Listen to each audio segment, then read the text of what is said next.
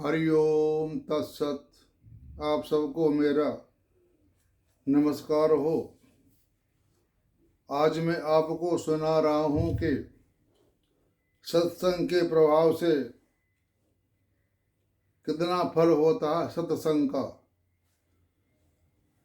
अगर आप अच्छा सत्संग करोगे तो आप कहीं से कहीं पहुँच जाओगे, और गलत सत्संग करोगे तो कहीं से कहीं नीचे पहुँच जाओगे, यानी अधोगति में पहुँच जाओगे।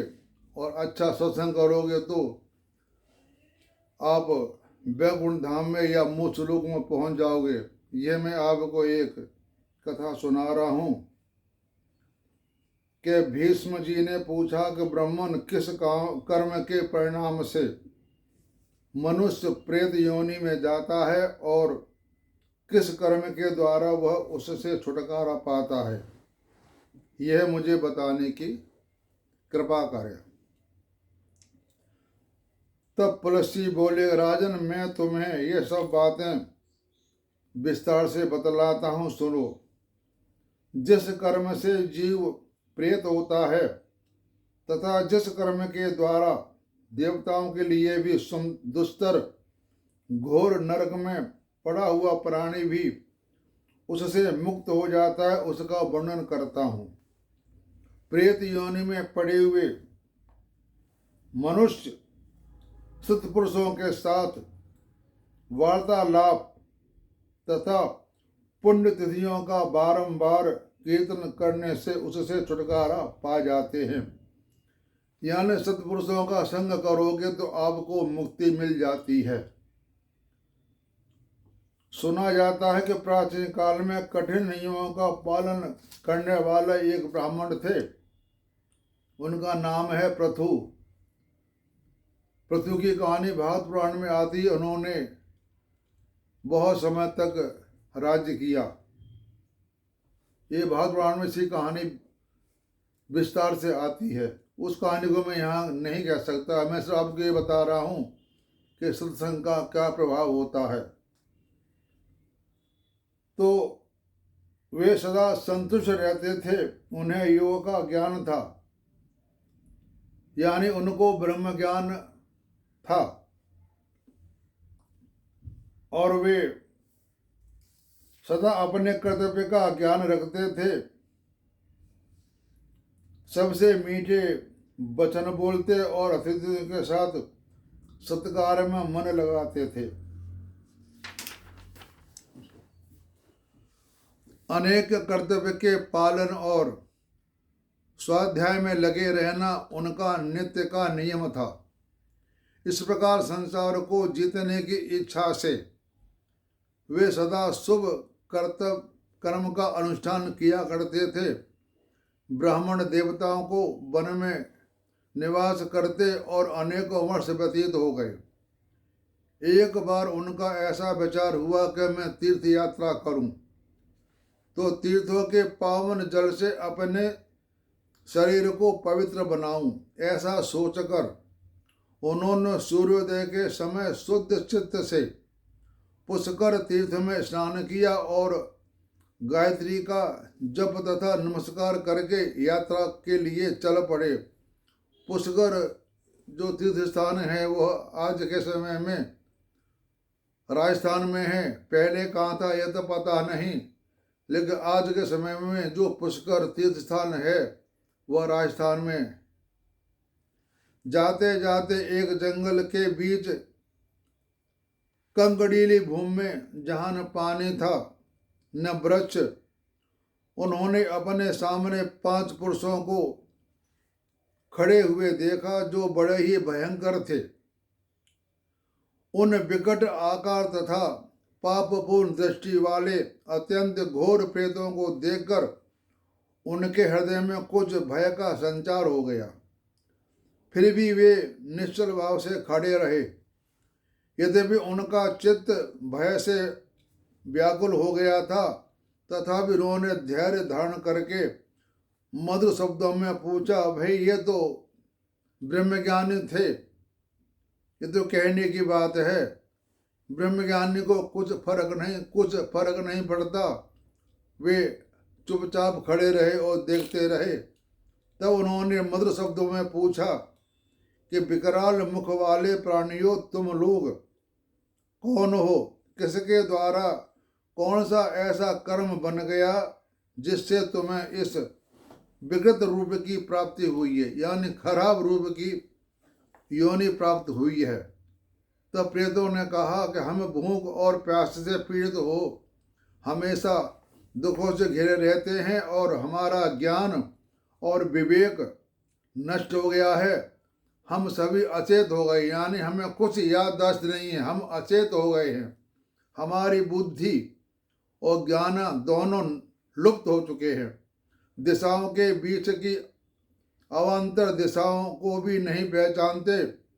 आकाश, पृथ्वी तथा स्वर का भी हमें ज्ञान नहीं कि कहाँ आकाश है, कहाँ पृथ्वी है और कहाँ स्वर्ग है।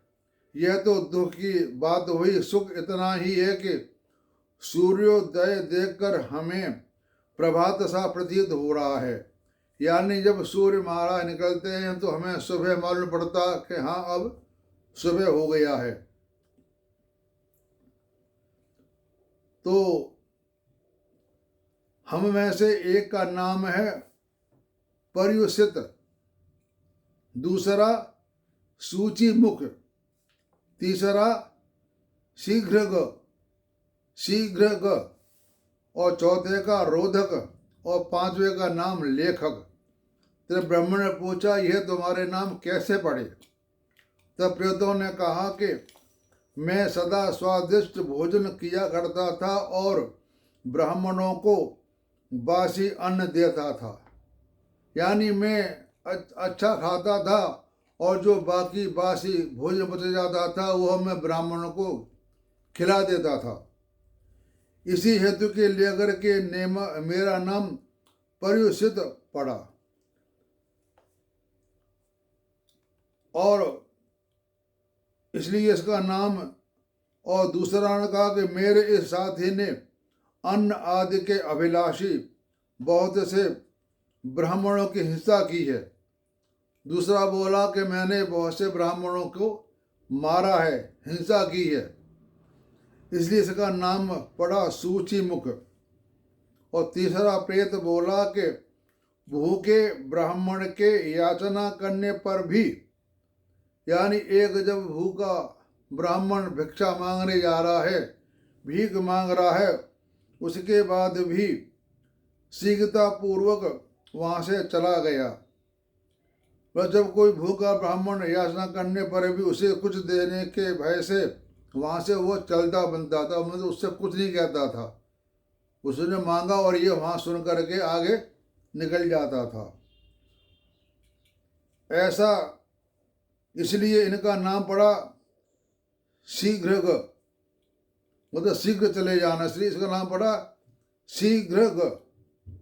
और चौथा प्रेत ने कहा कि ब्राह्मण को देने के भय से उद्विग्न होकर सदा अपने घर में ही स्वादिष्ट भोजन किया करता था। मैंने ब्राह्मण को देने के भय से मैं अपने घर में ही स्वादिष्ट भोजन किया करता था कि ब्राह्मणों को न देना पड़े। इसलिए यह बना रोधक कहलाता। रोधक माने वैसे भी रोधक कहते हैं कि जहाँ अड़चन पैदा हो, रोधक। तो मेरा नाम पड़ा रोधक। तथा हम लोगों में से सबसे बड़ा पापी जो ये पांचवा प्रेत है, यह याचना करने पर चुपचाप खड़ा रहता था या धरती कूदने लगता था। जब इसके पास कोई भीख मांगने आता था तो चुपचाप खड़ा रहता और धरती को कूदने लगता था। इसलिए इसका नाम पड़ा लेखक पड़ गया। लेखक बड़ी कठिनाई से चलता है, रोधक को सिर नीचा करके चलना पड़ता है। शीघ्र का पंगु हो गया, सूची का सुई के समान मुंह हो गया तथा पर्युषित की गर्दन लंबी और पेट बड़ा हो गया। अपने पाप के प्रभाव से मेरा अंडकोश भी बढ़ गया है तथा दोनों होठ भी लंबे होने के कारण लटक गए हैं। यही हमारा प्रेत योनियों में आने का वृतांत है।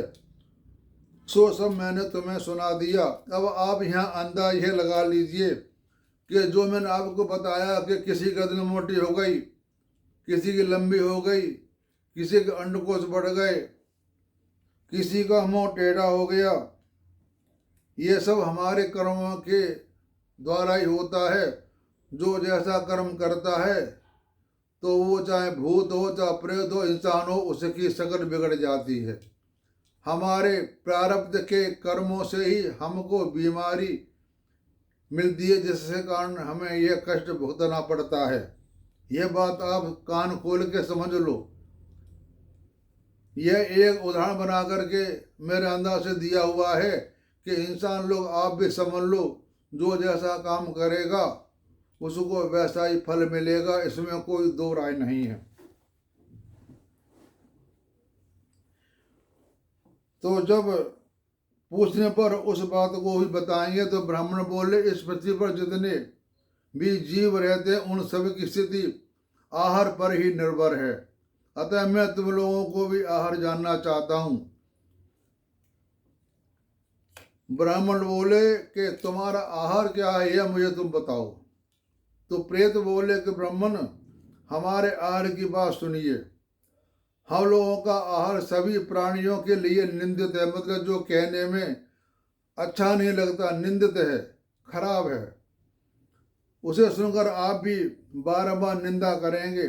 बलगम, पेशाब, पखाना और स्त्री के शरीर का मैल, इन्हीं से हमारा भोजन चलता है। जिन घरों में पवित्रता नहीं है वहाँ प्रेत भोजन करते हैं। अब यह बात आप सुन लो कान खोल के, जिसके घर गंदे रहते हैं वहाँ पर प्रेतों का वास हो जाता है। और जो घर स्त्रियों के द्वारा दग्ध और छिन्न भिन्न हैं, जिनके सामान इधर उधर बिखरे पड़े रहते हैं, यानी सामान अपनी जगह पर नहीं रहता, और मलमूत्र के द्वारा जो घृणित अवस्था को पहुंच चुके हैं, उन्हीं घरों में प्रेत भोजन करते हैं।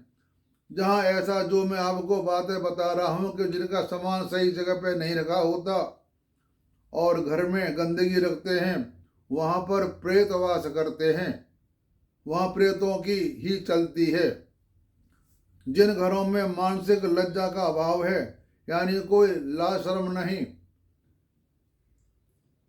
किसी का कोई धर्म से अलग चलते हैं, बच्चा हो, पति हो, ससुर हो, माता हो, सास हो, उनके आदर नहीं करना, ये धर्म के विरुद्ध के चलते हैं, वहीं वहाँ भी प्रेतों का वास होता है। जो अपने धर्म के खिलाफ चलते हैं, मैं धर्म के बारे में एक वीडियो बना चुका हूँ कि धर्म क्या होता है। जो धर्म के खिलाफ चलता है उनके वहाँ भी प्रेतों का वास हो जाता है। जहाँ बलि, वैश्वदेव तथा वेद मंत्रों का उच्चारण नहीं होता, होम और व्रत नहीं होते, वहाँ प्रेत भोजन करते हैं। जहाँ गुरुजनों का आदर नहीं होता, जिन घरों में स्त्रियों का प्रभुत्व है, जहाँ पर औरतों की चलती हैं, यानी जिस घर में औरतों की चलती है वहाँ भी प्रेतों का वास ही माना जाता है। ये हमारे मनुष्य जीवन के लिए सारी बातें हैं। जो बात आप ध्यान से सुन करके मनन करके उन पर चलो। जहाँ क्रोध और लोभ ने अधिकार जमा लिया है वहाँ भी प्रेत भोजन करते हैं, तथा मुझे अपने भोजन का परिचय देते लज्जा आ रही है, अतः इससे अधिक मैं कुछ नहीं कह सकता। तुम नियमों का दृढ़तापूर्वक पालन करने वाले हो, इसलिए प्रेत योनि से दुखी होकर हम तुमसे कुछ पूछ रहे हैं। बताओ कौन सा कर्म करने से जीव प्रेत योनि में नहीं पड़ता। तो ये मैंने आपको कर्म बता दिए कि प्रेत योनि में कौन पढ़ता है और कौन नहीं पढ़ता। तो प्रेत बोले कि महामुने, आपने मुख से नाना प्रकार के धर्म सुनाने को मिले, हम दुखी जीव हैं, इसलिए पुनः पूछते हैं। जिस कर्म से प्रेत योनि में जाना पड़ता है वह हमें बताइए। तो ब्राह्मण ने कहा, यदि कोई द्विज और विशेषतः ब्राह्मण का शूद्र का अन्न खाकर, सुनो ध्यान से, कोई ब्राह्मण विशेषतः ब्राह्मण शूद्र का अन्न खाकर उसे पेट में लिए ही मर जाता है तो वह प्रेत बनता है, और नहीं मरता है तो उसका भी फल उसको अच्छा नहीं होता। अगर कोई ब्राह्मण शूद्र का अन्न खा ले और उसके बाद उसकी मृत्यु हो जाए तो निश्चित ही प्रेत योनि में जाता है। जो आश्रम धर्म का त्याग करके मदिरा पीता है, पराई स्त्री का सेवन करता है, यानी आश्रम धर्म का त्याग करके शराब पीता है, पराई स्त्री का सेवन करता है तथा प्रतिदिन मांस खाता है, उस मनुष्य को प्रेत होना पड़ता है। यहाँ जो मैं बातें बतला रहा हूँ, इसमें कोई भी एक काम करे तो उसको प्रेत बनना पड़ता है। सोच समझ के चलना।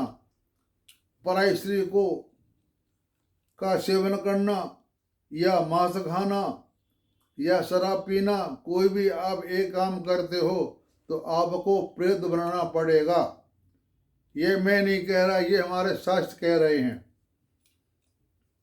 जो ब्राह्मण यज्ञ के अनाधिकारी पुरुषों से यज्ञ करवाता है, जो ब्राह्मण यज्ञ के अनाधिकारी से, जो यज्ञ नहीं जानता उससे वो यज्ञ करवाता है, तो पुरुषों का त्याग करता है और शूद्र की सेवा में रत रहता है, वो अभी प्रेत योनि में जाता है।